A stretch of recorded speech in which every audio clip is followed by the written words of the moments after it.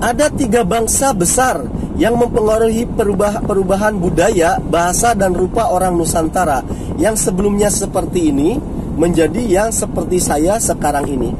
Tiga bangsa besar itu adalah satu bangsa Eropa yang diwakili oleh Belanda, kemudian bangsa Arab, dan yang terakhir adalah bangsa Cina. Namun dari ketiga bangsa ini, bangsa manakah yang paling berpengaruh terhadap perubahan rupa?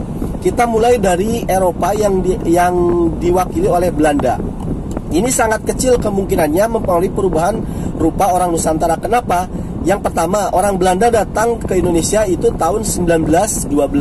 Yang kedua, orang Belanda mempunyai aturan yaitu pembagian kasta kepada orang-orang Nusantara. Yang pertama, kasta tertinggi adalah Eropa, kemudian kasta menengah adalah Arab dan Cina, dan kasta terendah adalah orang Nusantara, disebut juga inlander. Ini sangat kecil kemungkinannya. Kenapa? Karena mereka akan gengsi kalau untuk membuat asimilasi keturunan dengan kasta yang paling rendah. Kemudian bangsa yang kedua yaitu adalah bangsa Arab. Ini juga kemungkinannya kecil.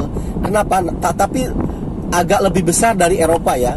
Kenapa bisa dikatakan seperti itu? Yang pertama, orang Arab datang ke Indonesia itu pada abad ke-7 ya kan. Kemudian yang kedua, mereka juga punya peraturan pernikahan namanya kafa'ah ataupun kesetaraan.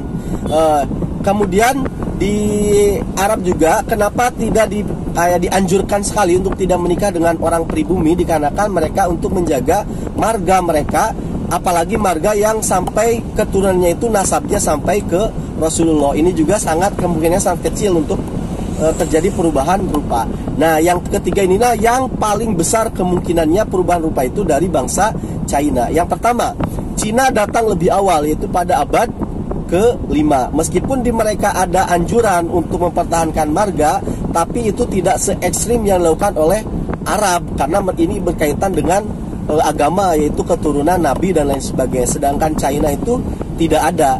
Jadi bisa di kemungkinan besarnya bahwa kita yang sekarang ini, yang ya hidungnya ini minimalis, kemudian agak kuning-kuning langsat, itu adalah keturunan China.